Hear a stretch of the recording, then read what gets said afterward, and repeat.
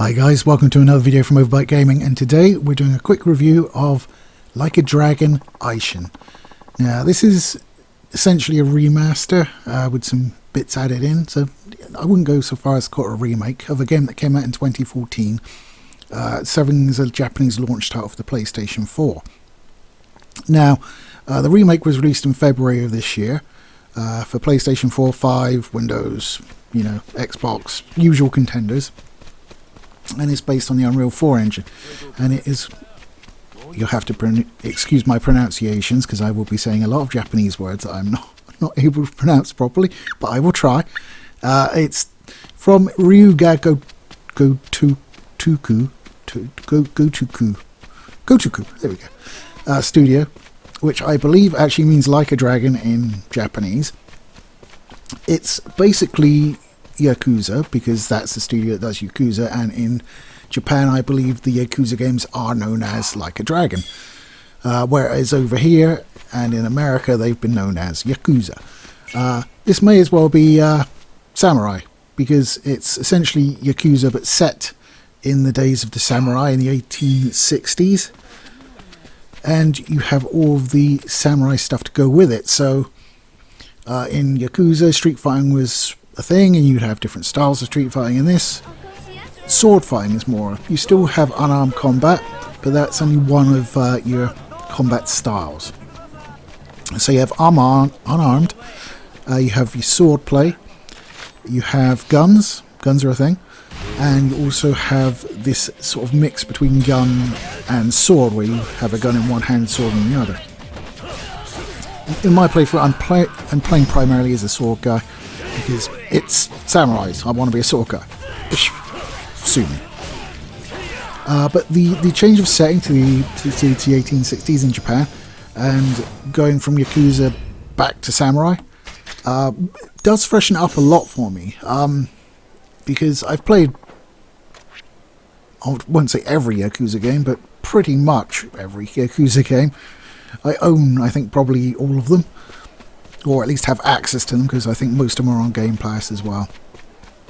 And I've played a good deal. I haven't finished too many. I think I've managed to finish 2 or 3. But yeah, I generally like the Yakuza games.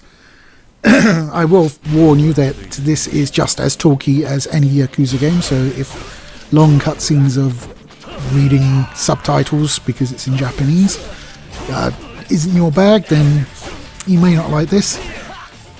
Excuse me. But certainly I feel like this switch up, as I say, to samurai works really well for me specifically anyway. It reignites my interest in the system, rather than doing the whole same thing with the same character, or mostly the same character. I obviously know there's a few sort of spin-offs from the Yakuza series where you play as other people, but it's generally Kazuya, is it? Kazuma. Oh, I say Kazuma.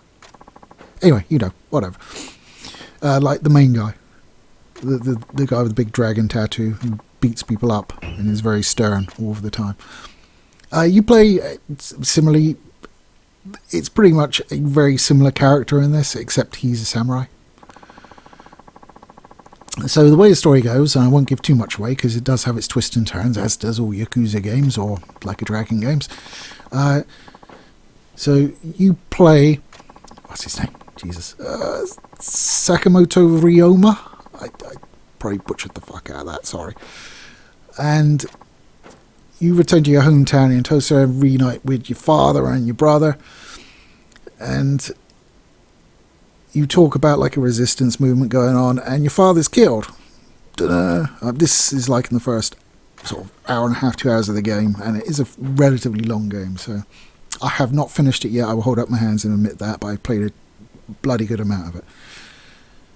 So what happens is your father gets killed. The assassin uses a very distinctive type of sword fighting style. There you go. I knew there was a word for it, and I was trying to figure out, called Tenin Rishin, or Rising, or Japanese words kill me, man. Where basically you can recognise it because they hold up the sword sort of holding the blade underhand, but with their hand placed flat against like the hilt of it. That's kind of their distinctive giveaway style. And so this guy comes in, kills your dad. You fight him. Doesn't go great. He runs off, and then everybody bursts in, and they're like, "Oh my God, you killed your father! What are you doing?" Your brother's been gravely injured, and you're just like, "Shit, I'm gonna have to take the rap here, and my brother's gonna have to like work behind the scenes because I'm gonna take the rap, and I'm gonna disappear and find this guy and kill him for what he did to my daddy," or Pop as they call him. So you escape. 1 year later, you're living... Oh, sorry, the tea is not agreeing with me today. I don't know what's going on. So 1 year later, Ryuma resides in Kyo, going by a different name, Saito Hajime. I don't know if I did any better on that one, but whatever. I think I did. And he basically goes undercover with the Shinsengumis, who are like the sort of bully boy police enforcers that just kill people because they're evil bastards. And they were founded by a group of guys that knew Tenin Rishan. Oh God! This sword style with the hand on the end of the sword. There we go. That's so much more simple. So you go undercover in that, and you sort of meet all the other captains, and you sort of like, oh, who could it be? So it's a bit of a whodunit. There's also political intrigue. Like any Yakuza or like a Dragon game, there's lots of side activities you do, from chicken racing to mahjong. Apparently the mahjong is not well considered in some of the reviews I've read of this, so I don't really have a great deal of dislike for mahjong, but I equally don't really care about it that much. There's hundreds of side stories as per usual. Some of the things that make it a little bit more interesting is a lot of the time when you do a side story, you'll get a relationship meter with that character, and you can go back and expand that meter. So that's pretty cool. You will earn, as you level up, you'll earn orbs in which to increase your skills. You'll have a type for each combat style, which can only be used for those combat styles, and then you also have what's called training orbs, which can be used in any of them. And what happens then is you use that, so I'm like plunking everything into my swordplay, except if I get an orb that won't go into the swordplay one. And then later on, if I get more swordplay orbs, I can switch them out for the training orbs and put the training orbs in the other ones. So it's an interesting way of respeccing your character as you progress. So even if you maxed out everything with a mix of like swordplay orbs and training orbs, because you're earning more swordplay orbs, they won't go to waste. You can switch them out and improve your other skills. The gunplay is actually pretty good. It's not bad at all. When I finally finish it, I might go back through again and focus more on gunplay. You do have basically infinite ammo, except you have like special bullets instead of your heat attacks. You do have a limited amount of those, which you can buy or craft. The crafting is quite grindy. There is a lot of different resources you can get. Of course, you end up having a house with Haruka. Yes, I think I got it. Who appears in pretty much every mainline Yakuza game and is in here again. And in there you have the ability to cook and grow crops, stuff like that, which is interesting. A lot of like previous characters do show up as other characters, but with the same sort of faces. So yeah, you know, I've heard some complaining about that, but I don't really care. You know, I take them for how they. I mean, there are like, I think Najima is the guy with the eye patch, I think, from the other games. He's in it, but as a different character. Some people are like, well, that's Najima, you know. And I'm just like, no, it's this guy in this game. It's fine. I don't care. I mean, you could accuse it of like reuse of assets and being lazy and shit like that, but I mean, it's interesting to see like the characters you've seen from other entries in the series be recast as someone else. Although Najima is still mental, but more outright bad than he usually is. He's normally bad, but with like a flicker of decency about him. Not in this. So yeah, you're basically trying to hunt down your father's killer, and sort him out. That is the jumping off point for your adventures. There's some really nice quests. It looks graphically, it's not like the best game in the world ever that I've ever seen, but it's pleasant enough. It does have a nice atmosphere around sort of feudal Japan. It looks nice. Obviously, I imagine it was re-released because of Ghost of Tsushima and sort of the interest in samurais that sort of engendered, which is absolutely spot on. And you know, it's gotten really good reviews. And to be fair, I'm going to add to that count because I really like it. The Yakuza games for me are very similar. I mean, even stuff like, I can't remember the name of it. I own it, but I can't remember the name of it. The one where you're the detective instead, with the curly hair. That guy. Even that is relatively similar to the sort of basic Yakuza games. I did like the previous Like a Dragon, which was turn-based. I was a little bit disappointed because I thought, given that they've changed it to Like a Dragon rather than Yakuza, although Yakuza wouldn't make sense in this case, admittedly, I figured it might be using the same system, because I really like that turn-based system. I thought that was really good. But no, it's standard Yakuza fare. They don't seem to be quite as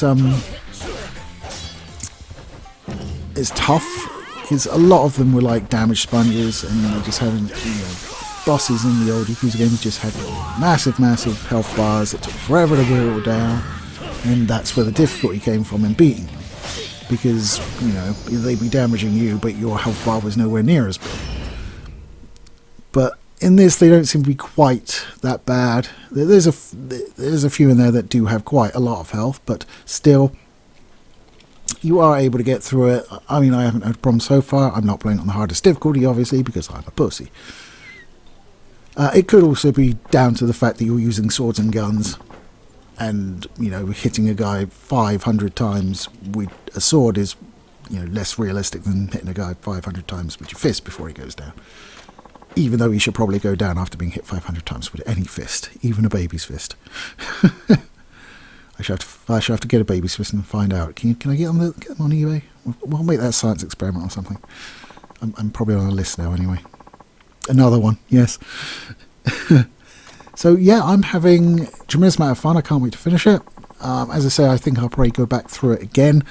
Although my sugar daddy has pre-ordered me another game to play, so I will have to be turning my attention to that. And as a little hint as to what that might be, I'm recording this on the 26th.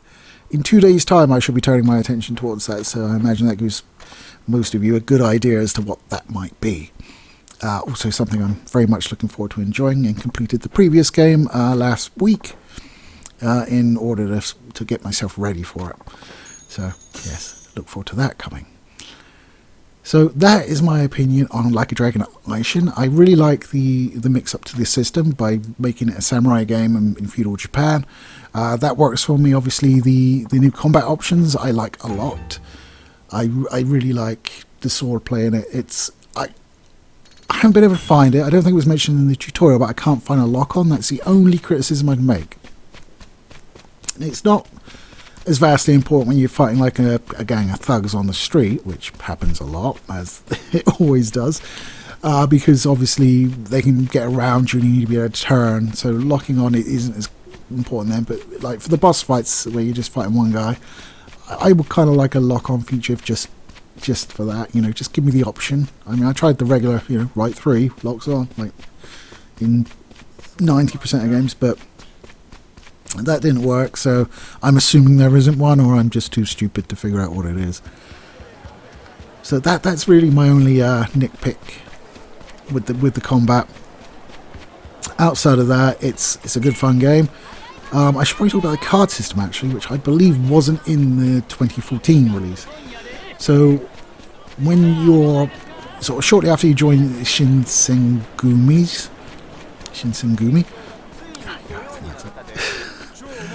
you sort of have to conduct operations for them, where they're trying to clear out a cave system of bandits. and it's a good way of getting experience and sort of grinding, crafting resources and things like that. So it's worth doing.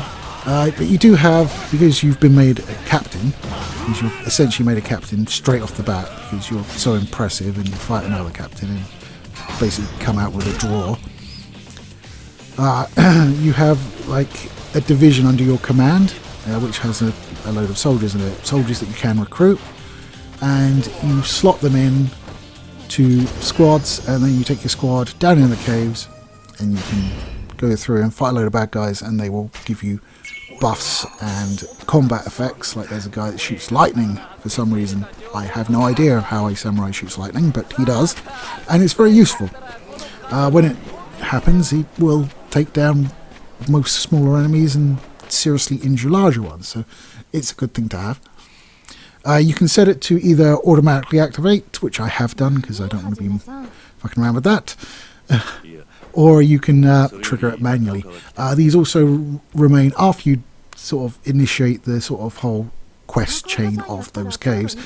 It also happens in normal combat as well, which gives you an advantage in a lot of situations. I was quite delighted when 4 thugs jumped me and all of a sudden lightning shot out and just killed all of them. I was like, oh, that was easy. So I don't believe it was in 2014. There are elite captains which are DLC. Now, there is DLC.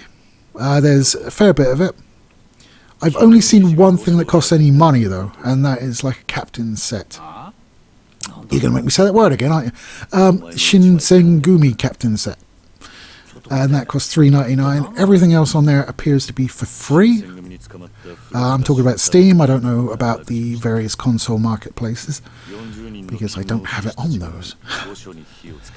So, yeah, and one interesting, you get elite captains to sock it in, so you get cards. And I was looking at them, I'm like, that looks like Kenny Omega. If you don't know, Kenny Omega is quite a famous wrestler. He's not in WWE, if that's all you know, you probably wouldn't have heard of him. He is in AEW, and he was a big star in Japan. He was like the first Super Juniors champion that wasn't Japanese, I believe. I'm not the hugest follower of Kenny Omega, but there you go. I thought it looked like him, and yes, it is him. Apparently there's a YouTuber in there, and there's an anime girl. So, it's an interesting selection, let's just say that. But it is, quintessentially Japanese. So there you go. That explains it. But as I said, that's for free. There's a load of swords that are on there for free as well. So I haven't bothered downloading any of this yet because I'm just enjoying what I've got at the moment. But yeah, I mean, once I finish the first run through, I'll come back and get the free stuff. By which time there will have probably put a price on it, knowing my luck. But whatever. So yes, that is my take on Like a Dragon Ishin.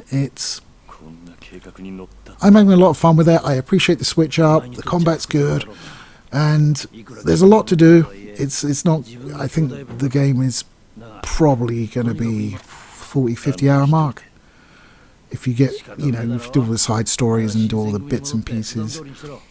I mean, there's just a lot to do in it, and it looks nice. It's atmospheric. It's not like Callisto Protocol or Dead Space or that sort of graphical fidelity, but it certainly is a nice looking game.